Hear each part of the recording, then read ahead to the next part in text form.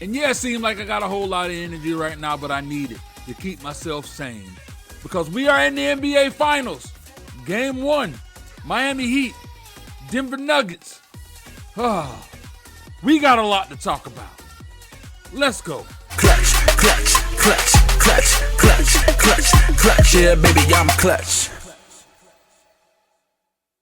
All right, man, let's get into these highlights. There's the Joker, Nuggets in their very first finals game. There's Jimmy G Buckets, and Jimmy started the game strong, so we thought it was going to be a Jimmy G Buckets all night. Here it is, spliggity splat with the 3. But you know what? The story was how Jokic just knew how to break down the defense. He knew bringing Bam out, Aaron Gordon in the paint. You feel me? You're going to see it, and that was early on. You're going to see it again. He got Bam out. He already know the mismatch down there in the paint. And then when they thought it was smart to get Gabe out, he did it with Murray right there in the paint. They were just really aggressive, you know. And toward the end, you can see right here. Watch this. Good hands. Slap the ball. Jokic. That's his first bucket in the game. That was his first attempt in the game. He was letting the others do their job, you know. Here they are again, exploring the bam. Good Jesus. The boys came out aggressive, man. They came out aggressive. You got to give them credit. You got to give them props, man. But let's keep this thing rolling. Our high point, you know, was our big Bam in the paint. He came out balling. He was attacking. He was shooting his jump shots. Like they kept saying how he wasn't going to be effective on the offensive end. He definitely was, as you can see. But this man right here, just the way that he just imposes his will, man. They looked right then looking for him to score, but he went directly to the paint. Look at Murray. Murray was balling. He's still keeping that hot streak alive. Again, the assist. The man had 10 in the first, and 10 in the first half. You know, look at him with the 3. They're doing it all, man. We were down low. We were down as big as 21 in this game. They were just making their shots. We were just missing ours, man. But we in the fourth quarter when Jimmy was getting his rest, and boys started to fight back. Gabe with a 3. Kyle hit some back-to-backs. Duncan hit a 3. We brought that thing to 10, and that's when I thought we should have got buckets in the game. But they wasn't playing. They just kept their foot on the gas. Murray stayed great. And then Jokic decided, you know what? I can't allow y'all to have all the fun. I need to get on this. And Jokic, he pretty much, tried to put the icing on the cake. Highsmith gave us some threes. Nobody was making them. He came in and gave us some productive minutes. But y'all see, the Joker putting his stamp on his first finals game. Wasn't going to let us come in and take home court advantage at all. Nuggets win it 104-93, 11-point game. This man, Jesus, Joker. Most triple doubles on 60% field goal percentage, man, in the single playoff NBA in NBA history. The man is over Wilt and LeBron. This man is dangerous, man, and we knew it. We knew what it was gonna be, and then teammates with 25 points and 10 assists. It hasn't been done since Magic and Worthy. You feel me? And that was all the way back in '87. I was 2 years old. These boys did it. Murray continued his hot streak, and that freaking Jokic, he does what he wants. As y'all see in these highlights, man, the Nuggets are no joke, obviously. The Heat, you got to do a better job. Only 2 free throws in the entire game. It ain't enough. That ain't enough to beat nobody. And you know what? I do feel good that, knowing that if we made those open shots, it'd be a totally different situation. But it is what it is, man. You got to give credit what credit is due. This is not going to be an easy battle at all for my Miami Heat, man. It's not going to be an easy battle at all. This thing, it's going to be some trouble. It's really going to be some trouble, man. All right, so what we're getting ready to do is we're getting ready to bring in our sports analyst from Blaze It Up Radio. Hey, Monique. We gotta talk Miami Heat, man. We gotta talk NBA Finals. You know what I'm saying? So, welcome Ashley Monique back to the show. How you doing? Hey Blaze, thanks for having me back on. I'm ready to chat it up about these finals. Oh boy, what a final season is going to be. It's going to be an up and down hill of emotions. It's going to be good. It's going to be, oh my gosh, what's happening? But I'm ready for it. I mean, we're in the finals. Come on, we're in the freaking finals. Come on, baby. Let's talk about it. Let's talk about it, man. So, come on, let me know, man. How are you feeling after game one? The thing was tough. How you feeling? So, I was feeling, at first, when, the score was getting a little out of hand, I was like, all right, Heat. Like, don't beat the Celtics. We beat the Celtics because it took the Celtics 3 games to realize they were in the conference finals. Yeah. Let's not take too many games to realize we're in the finals, right? And so at first, that's what was in my head. But then as the first half kept going on, I was realizing, I'm like, we're missing wide open shots. Strus doesn't miss the ball like this. He may miss a couple of threes here and there. But that boy ain't going to miss every single shot he puts up in jumpers, 3-point shots. And then you got Caleb Martin missing shots. Then you got Robinson missing shots. And, a lot of people are going to be like, yeah, y'all can't play in Denver. People try to warn you that oxygen is different. I don't think it was that. I just think that they weren't doing enough to take pressure off of their shots. They were wide open, don't get me wrong, but they weren't doing anything to get themselves going. Like they always say, the number one rule of thumb, sometimes a basketball player, when they're not shooting well, they just need to see the ball go to the bucket. Yeah. They weren't doing anything to get themselves to the line. I mean, when in Miami Heat history have you ever heard Miami Heat only have 2 free throws in a game? So exactly. I feel good. I feel that we only lost by 11 points. Yeah. And that had to be guaranteed our worst shooting night in the entire playoffs. I feel great. I feel good for the fact that we have so much more that we can pull from to improve on versus the things that we can look at and be like, literally we played the best we could and we still lost by 11 points. That is where I would be like, I don't know, Swissy's gonna have to make something up with this one. But because we had like literally one of our worst shooting nights and we didn't lose by like 20-30 points, we got a chance to compete with this team. We got a chance.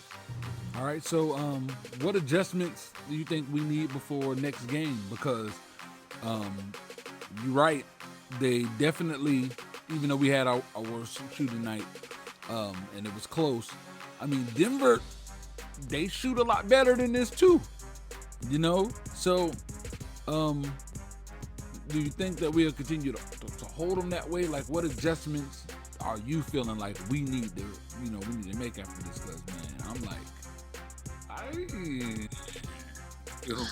I definitely believe the shots they took made sense, right? But not relying on those shots. Like, they want you to take those open shots. That's why they're open. Yeah. Because they would rather you take those shots and miss than drive to the basket, get somebody in foul trouble, and put pressure on their defense. Yeah. Because they know they're not a defensive team. You know what I mean?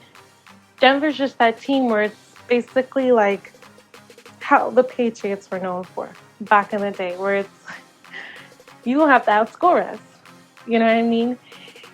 They're just one of those teams where they know they got ballers, they know they got scorers, and you're going to have to outscore us. You're going to have to play better than us anytime you want to beat us, period. So I definitely think some adjustments they need to make is to test that Denver defense.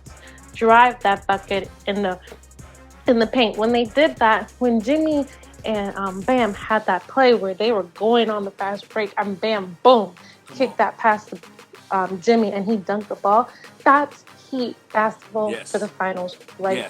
You got to push that ball because you saw the Denver defense, they were so out of whack. They were like, what is this? What is this? This isn't what they were doing. They were just shooting open jumpers. We didn't have to defend this. We didn't have to guard this. We have to get out on the break against Denver. We can't have too much half-court defense. Yeah. Like, once they set their defense up, that's when they can get, Gordon on Butler. That's when they can get tortoise on Butler. Yeah. Those sizes on Butler, while Butler can still figure out ways to score, it's going to limit his scoring. So we have to make sure we're setting screens. Yeah. Putting the defender on Butler that we want to be on Butler. Anytime Jokic caught on Butler, they set a screen like that because they know Butler will eat Jokic up. He's going to take him to the paint and he's going to make him work. Exactly. They have to do whatever it takes to keep that matchup because Jokic is good when he's scoring. But his footwork, you see his limitations with his footwork when people make him defend. We've got to make him defend Butler. All from the three-point line to the paint, Jokic will get beat. We just have to get the matchups that we want. Yeah. And we have to fight. We definitely got to get to the free throw line more than 2 times in a freaking game. We've just got to be more aggressive. Facts. I agree. 1,000,000 freaking percent. We definitely got to be more aggressive. And they really did take advantage of the mismatches. They knew how to find a way to get to make sure that Jokic kind of decoyed out of the paint so Bam could come out and Aaron Gordon could be down low on a freaking Gabe Vincent, on smaller defenders. He was bullying them boys, but I don't know if you remember in that part of the game where he tried to bully Jimmy. Wasn't happening. Wasn't gonna bully buckets. You know what I'm saying? So we got to figure out also ways to make sure that when they do their switches, that we continue to have good matchups, and because I think they did a great job at exploiting the mismatch. That was something they did. A lot of teams don't really do that, so that was crazy. I definitely think that I will give props where props is due. Of course, this is the Heat report, but we're still sports fans at the end of the day.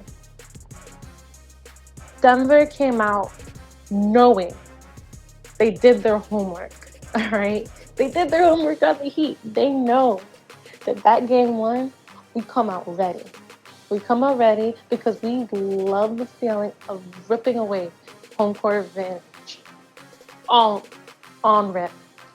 From game 1 on, you no longer have home court advantage unless you come in our house and beat us. Facts.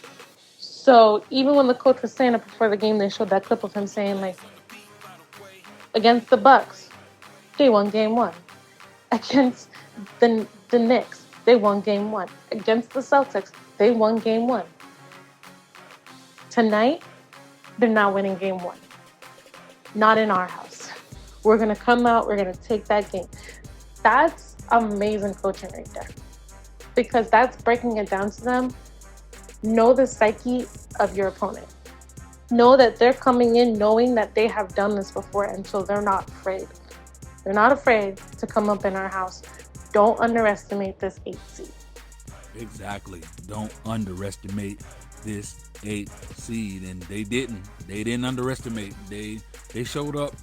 They did what they were supposed to do, protected home court. And what's crazy is heading into each series, I always was like, if we're going to lose a game, number 1 was the one to lose, because I know that we got Coach Spo, and he is king of making adjustments.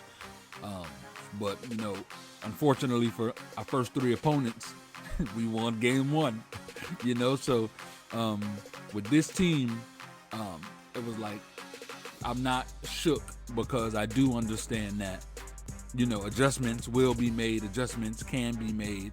Spo gonna do his job, and obviously they know we got to get to the line, so they will. I believe 13 points for buckets is not acceptable at all.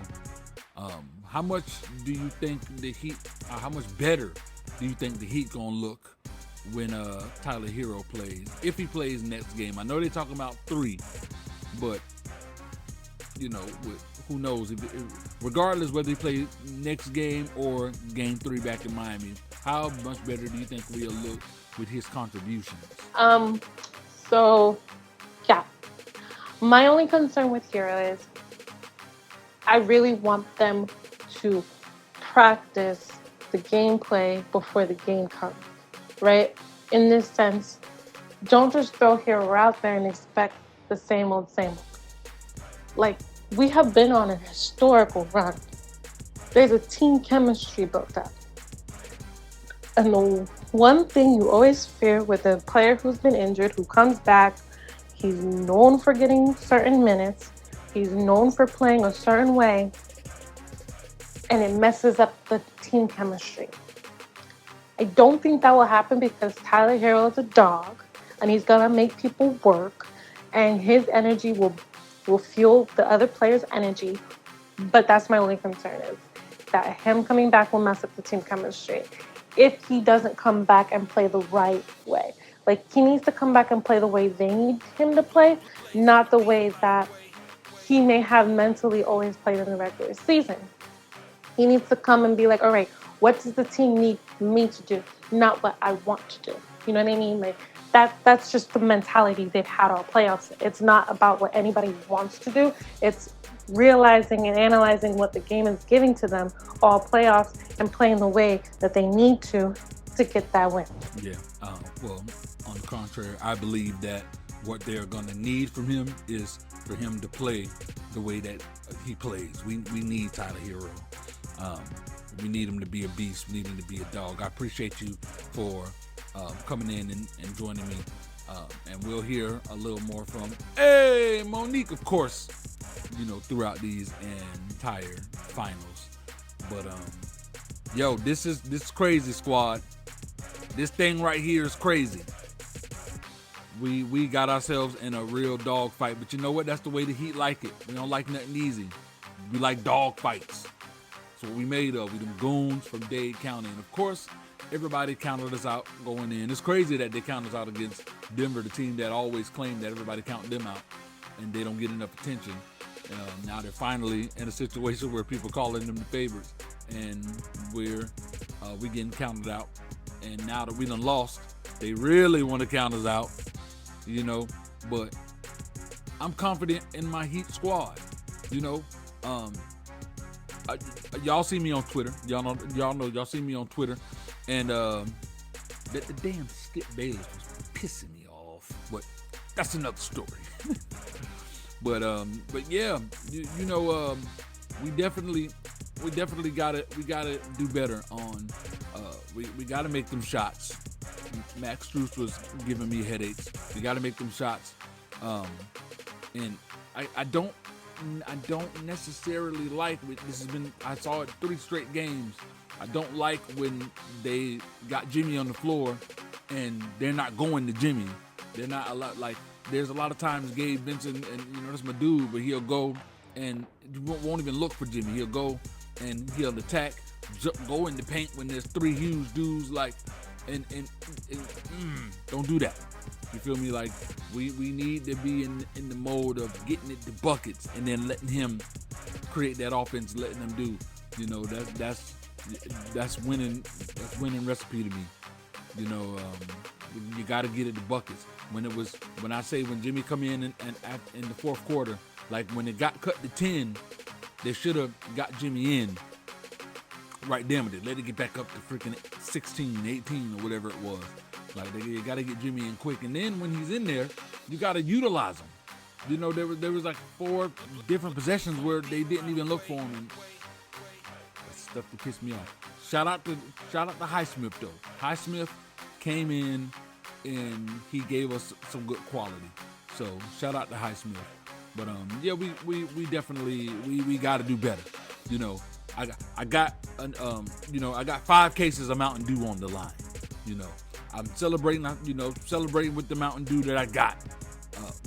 Courtesy of Spivey. I'm celebrating with the Mountain Dew that I got. But I need more cases. I ain't trying to be down 5. I don't need Spivey having bragging rights. I already know he's going to do a whole lot of trash talking already as it is. So Heat Nation, let's rally the squad. We ready to move. We ready to get it popping. We ready to get back to Miami. The series tied. That's the goal. We ain't trying to go down 0-2. Even though we went down 0-2 before and won the championship. But this Denver Nugget team is something else. they are something else.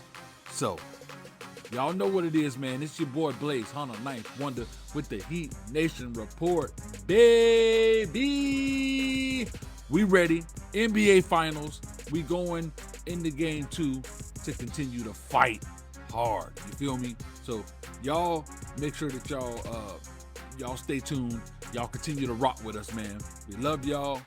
This is Blaze on the Ninth Wonder. The official song of tonight definitely goes to Evangelia with Let's Go MIA. Y'all continue to stream it. Request it on Blaze It Up Radio. And we out this piece. Clutch, clutch, clutch, clutch, clutch, clutch, clutch. Yeah, baby, I'm a clutch.